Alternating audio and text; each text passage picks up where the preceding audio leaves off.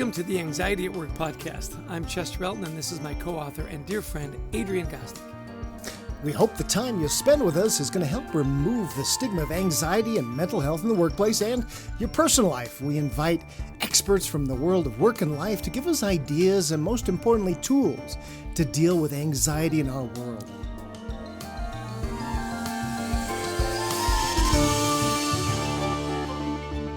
I'd love to give a shout out to our sponsor, Life Guides.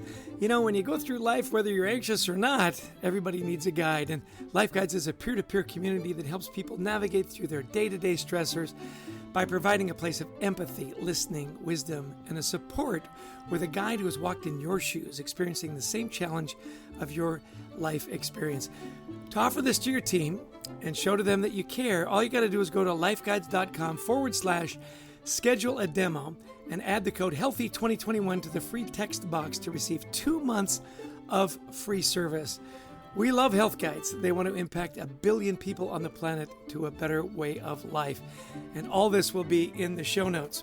Well, we are delighted to welcome to the podcast a good friend of ours, Brilliant Miller. Let me tell you a little bit about him. He and his wife have created the School for Good Living to share what he has, what he knows, and what he loves with others. He also created the Foundation for Good Living, a charity that promotes health and wellness, works to end poverty, increase shared prosperity, and encourages environmental sustainability. Brilliant also serves as a member of the board of directors and is an executive director of culture for his family business, the Larry H. Miller Group of Companies. We've known Brilliant for a while. We consider him a good friend. Brilliant, welcome to our humble podcast. Thank you, Chester.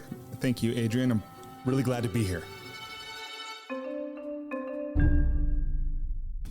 It's great to have you on the show, Brilliant. You know, if anybody hasn't listened to Brilliant's podcast, you need to tune in now. But you start your podcast with a question: what's life about? So we want to put that back to you. What have you found out about life that you'd like our listeners to know? Well, the way I like to answer the question, what's life about?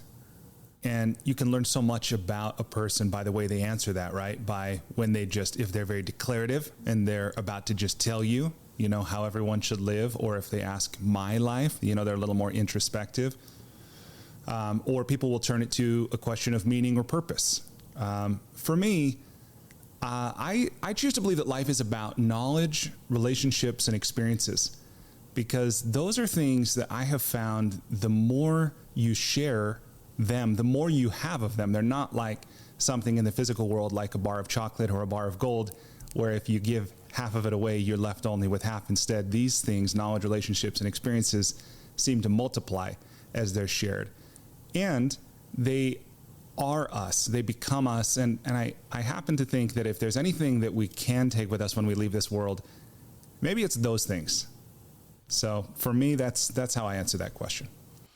I love that. I love that you equated gold and chocolate together. I think that speaks. Yeah, it speaks to me, Brilliant. So here's what's really interesting. When I first met you, your name was not Brilliant. You just recently changed it to Brilliant a year ago, and this idea of living authentically. So can you explain that process and how a life of authenticity can help us all? And tell us why did you change your name and why Brilliant? Sure. Well, a lot of the work I do is around coaching. I'm a huge believer in the power of coaching because coaching, I believe, is not like therapy, and it's not to diminish therapy at all. I think there's absolutely a time and a place for it. But if you look at the last 100 years in our society, and this as therapy has become more accepted, it's typically been oriented around helping people move from dysfunction to function. And then in the recent decades, with the rise especially of the positive psychology movement and of coaching, where now the question is, how can I move from function to optimum? And there's an idea that goes even deeper, perhaps, that maybe we're already perfect. Maybe life is perfect, and it's merely our perception or our judgment or our experiences that prevent us from experiencing it that way. So for me, the idea of changing my name, is one that I think it really began for me more than 20 years ago when I was a student in Japan, and I had what at the time I thought was a mental breakdown. But I choose to now believe was some kind of I don't mean to sound too high and mighty, but some kind of a spiritual awakening instead. And, it's, again, the power of a frame. can make all the difference. But at that time, when I was in a foreign culture, studying a language that was very different from my own, studying Japanese, I started to really see the language I had been using my entire life. Things I were saying were literally not true. Like if someone would invite you to a movie and I'd say, oh, I can't go. When if I'm really honest, I'm choosing not to go or I don't want to go, but in a way, I'm hiding behind this language. And part of that was seeing even the name that I had. That's not who I was. It was just something that I was calling myself. Others had given to me. And as in the world of coaching, where what we all are striving to do, I believe, is to move, to make a progression from here to there. We're all trying to become something, that any one of us is more than what we would call ourselves, our title, our name, our position, anything like that. And that really just, that idea resonated with me, that we don't have to be who others say we are, including our name. And we're much more than anything we could use to describe ourselves anyway. So there's that. And then I think another part of this that was really powerful for me was when I was learning about shadow work. The aspects of ourselves that we repress, we ignore, we deny, we just hope aren't true. But someone introduced me to the idea of the light shadow. Meaning, what are the things that we hide about ourselves, our gifts, our talents, the strengths and contributions we could make. And I think that we all have this to one degree or another. We all want to stand out, but we all want to fit in. And for me, this was a way of, in some real way, of being self-determined, saying, this is what I will call myself. Thanks, Mom, for the name and for the gift of life. I'm really grateful for that. But it was these were some of the powerful ideas behind it. No, and I love that idea of authenticity and that the idea of light shadow. We all have gifts, but we all have different gifts, right? And is that why do we hide these gifts? Why do we do that?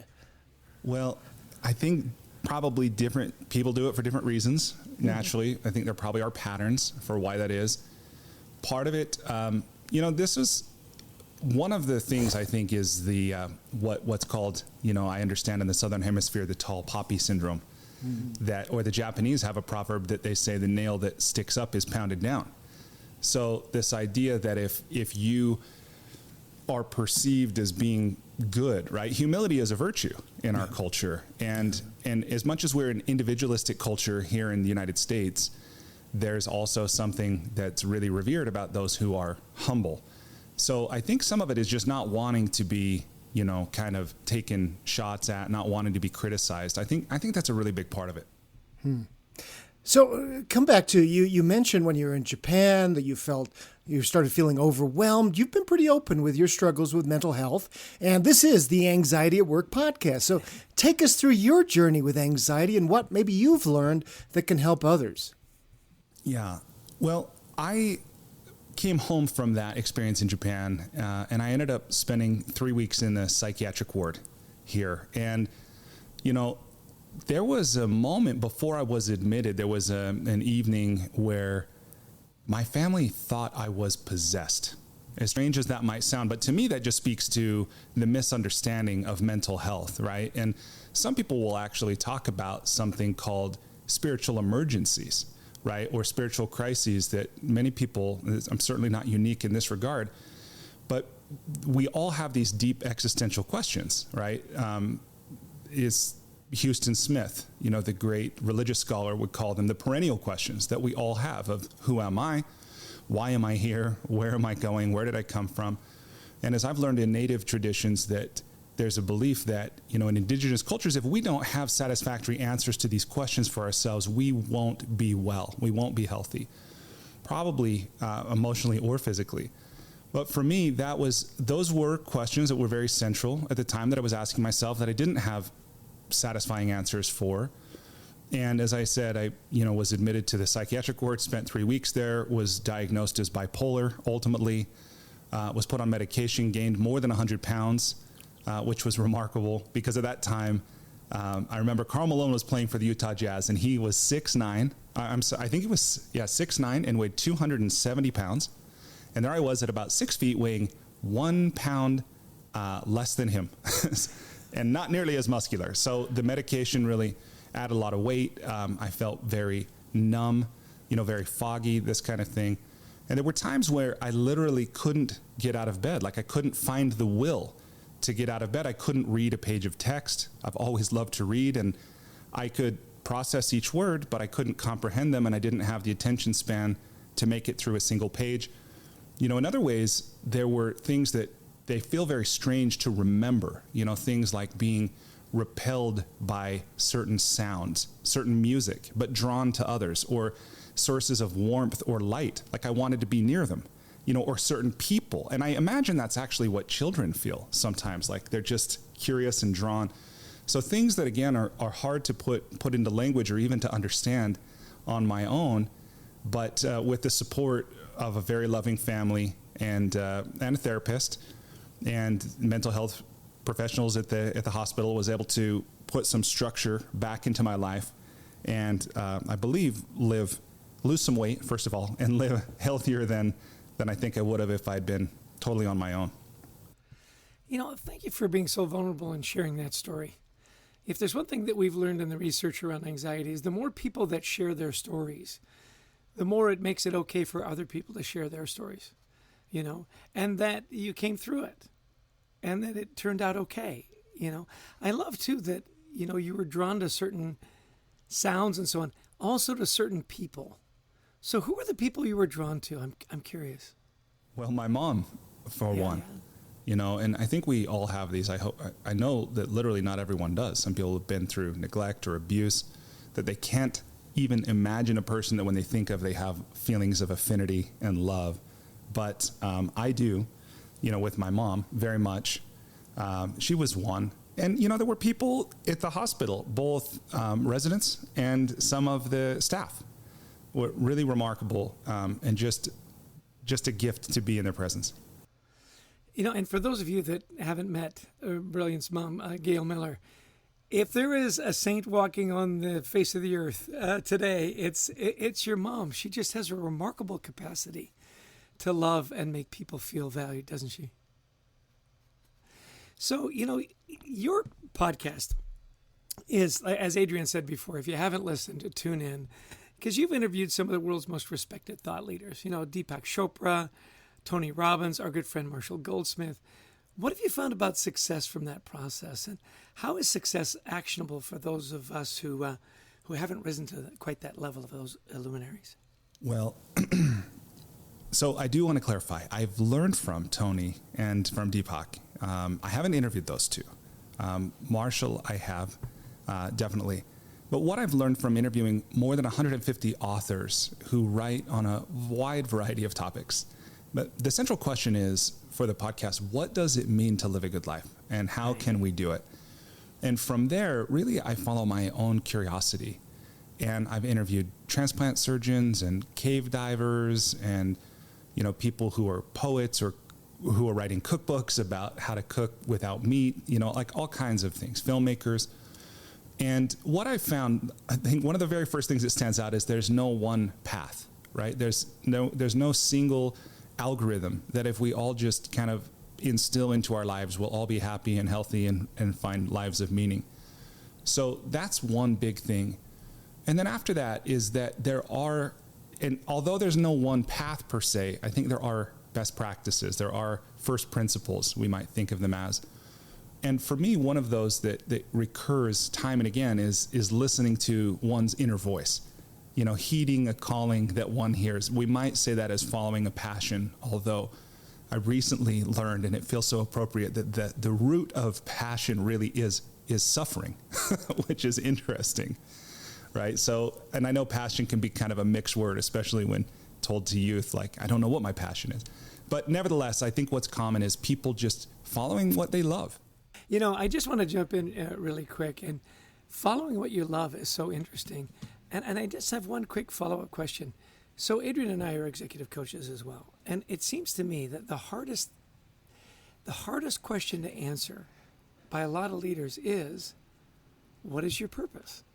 They get so caught up in building their business and the day-to-day stuff they've got to get done.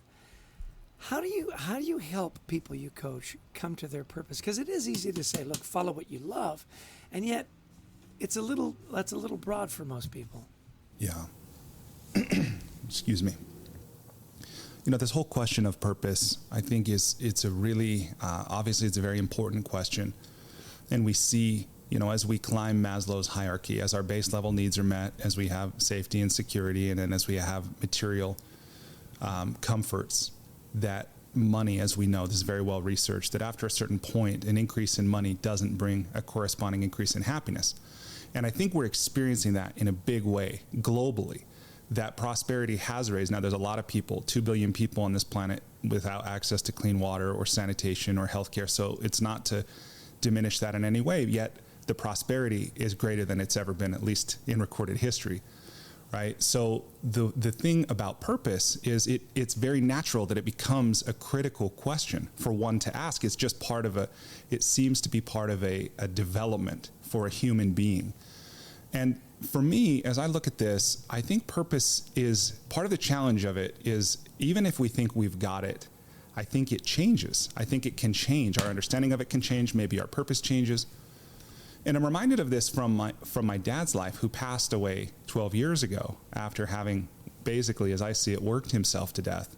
He was a college dropout, middle class, blue collar kind of guy who built an incredible group of companies, a multi-billion-dollar group of companies, before he died. And he would say to my mom, I think I'm being prepared for one great act. Like, I think he thought his purpose would be revealed. And before he passed away, he said to my mom, I don't think that there was one great act awaiting me all along. I think it was what I did every day along the way, as cliche as that might sound. But what I'm reminded of is what Joseph Campbell says. Now, the mythologist and the scholar, he's very famous for many things. But one of the things that he says is that he says something, I'll paraphrase this, but he says, what people say is that we're looking for a meaning for life. But he says, I don't think we're looking for a meaning for life. What I think we're looking for is the feeling of being alive.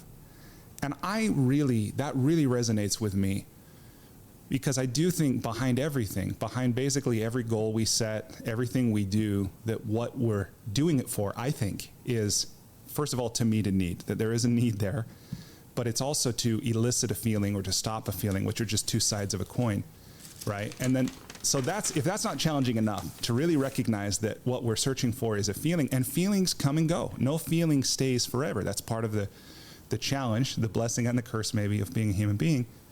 But the last thing that I will add to this is that if you believe that anything we can say, now this is where I get a little mystical, perhaps, but I was an Asian studies major. It's part of why I went to study in Japan, is that I have this belief that if you can say it or you can think it, it's not true, right? It's not the truth with a capital T, right? And Werner Erhard is an amazing teacher, created what's now the Landmark Forum and so forth. But he has a saying he says the truth believed is a lie. And it's like, what does that mean? But I think the idea is it's maybe more popular conception is the Buddhist idea of the finger pointing at the moon.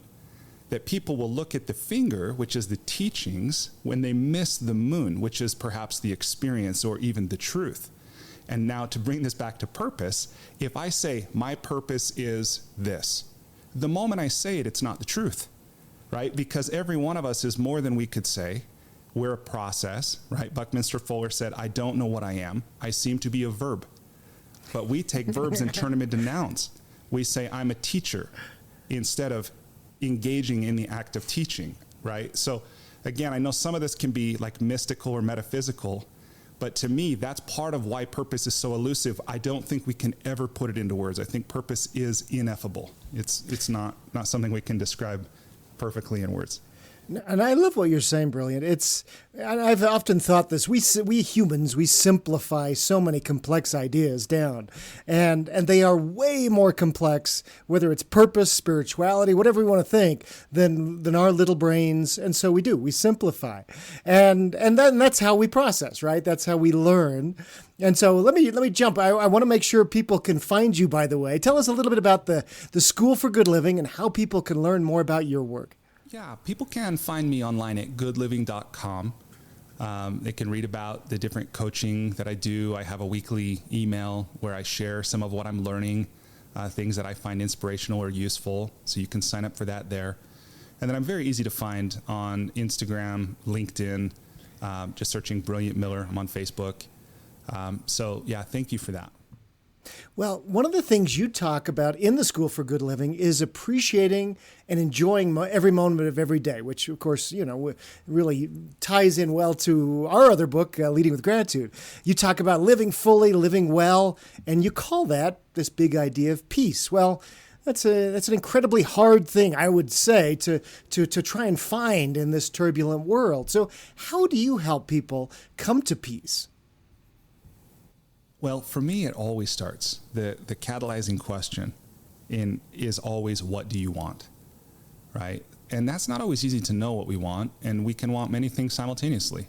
And we can want something and want something that's in conflict with that, right? So that's part of the complexity of being a human being. But that's part of it, is what do you want? And as much as, things like I'm speaking now, they can be conceptual, they might be interesting, they can even be useful in a certain way. Until it's specific to an individual in their life, in the context of their relationships, of the work they're doing, right, of the dreams they have, then it remains that. It remains somewhat abstract. But to make it real is then, what do you want? And then from there, exploring that, doing as best we can, to honor the voice inside them, as I already mentioned. That's a part of it. And then along the way, there are some practices as well, whether it's mindfulness practices or whether it's even sometimes a visualization practice, a journaling practice, practices done in relationships with people, that they're connected to already. So that's the approach. But as I said, the catalyzing question always starts for me as a coach with, what do you want? And along that line, when you talk about journaling and meditation and so on, what is your favorite practice to get to that state of peace and happiness? One of my very favorite practices is one. It's so great, I think, because it's truly ancient wisdom that's been researched very thoroughly in recent years, and in particular by an organization, no surprise, in California, called Heart Math. But Heart Math, yeah, Heart Math, and they teach this thing called heart-focused breathing, and it's amazing that in literally a breath, you can start to change your physiology.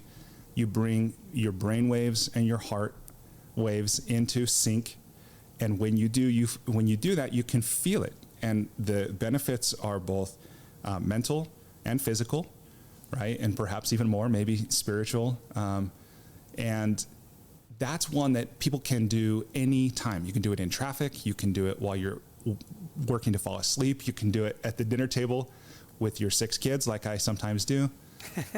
So heart-focused breathing, that's just a go-to for me, absolutely.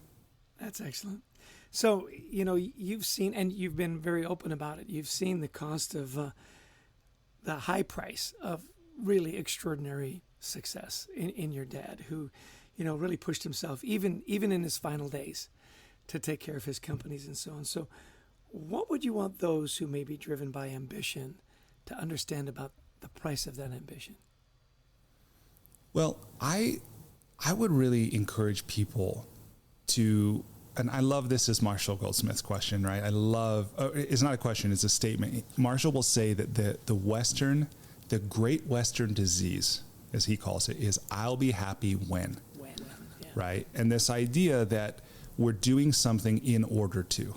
I'm going to, earn this money in order to have a great retirement. And that's not to say that's not important, right? I mean, I do my best to live in the moment, and I still buy groceries for the weekend, right? So I totally acknowledge that.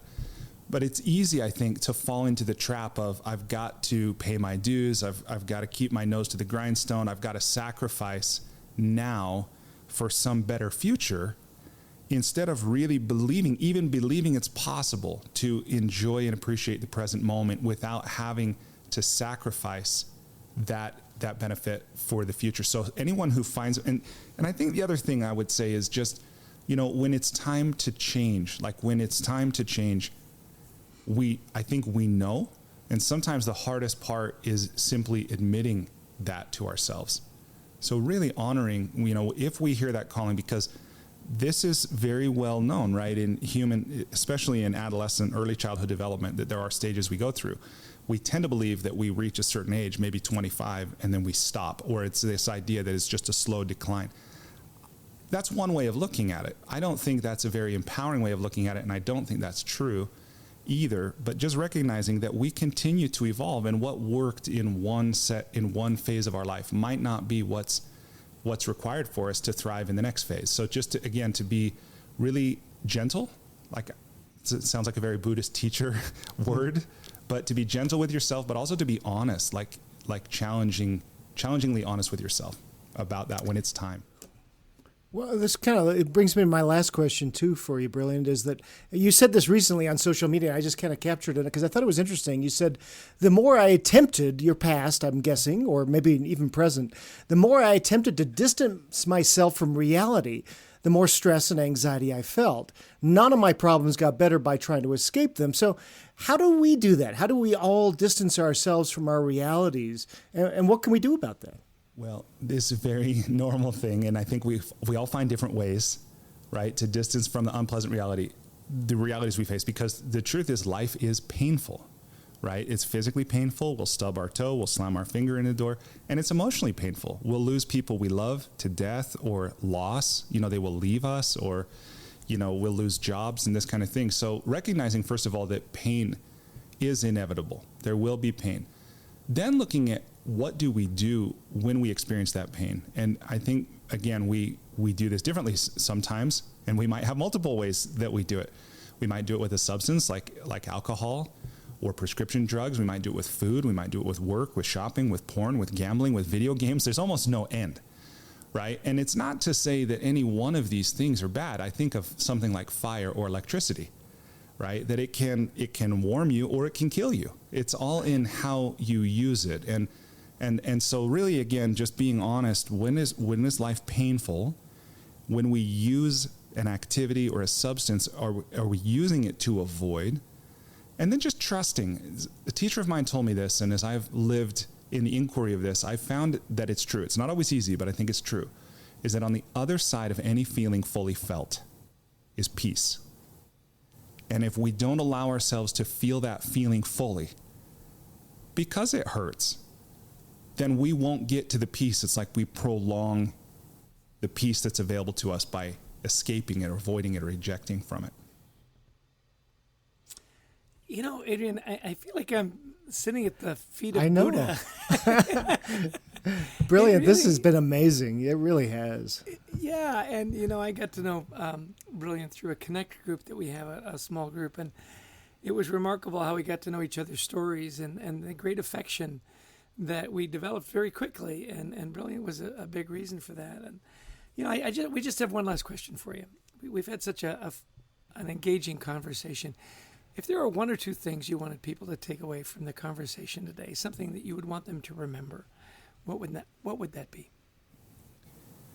Well, for me, a theme of this conversation has been, listening to the inner voice that we all have and really honoring that. I think there's incredible value in that. And it takes courage sometimes, it takes strength sometimes.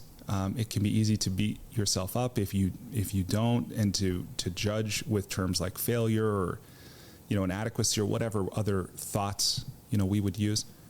But I would just encourage people to remember that life really is a process. It is painful, it is difficult, and I'm constantly amazed by this idea that we're all on the same journey and we're all on our own journeys. So just staying in that, trusting, even if you don't feel it, that life it's beautiful, it's wonderful, it's terrible sometimes too. There's no doubt about that.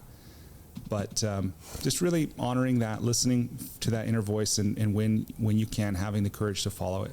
That's what I would encourage people. And it's okay to ask for help in whatever form that might take. Well, Brilliant. This has been just an amazing conversation. I know it's going to help a lot of people. And we want to thank you so much for being vulnerable, helping us understand what you've gone through. And we can just feel the peace that is in your life right now. So congratulations on your journey, too. Absolutely. Thank you so much. And I'll tell you, not only have you inspired me in the quotes in your study and your philosophy of life, you've inspired me to read more. I don't think, Adrian, we've ever had anybody on the show that just from the top of his head can quote so many philosophers and so many books and so many wonderful things. Thank you for being so well read and for sharing that wisdom with us. Oh, it's my pleasure. Thanks for having me.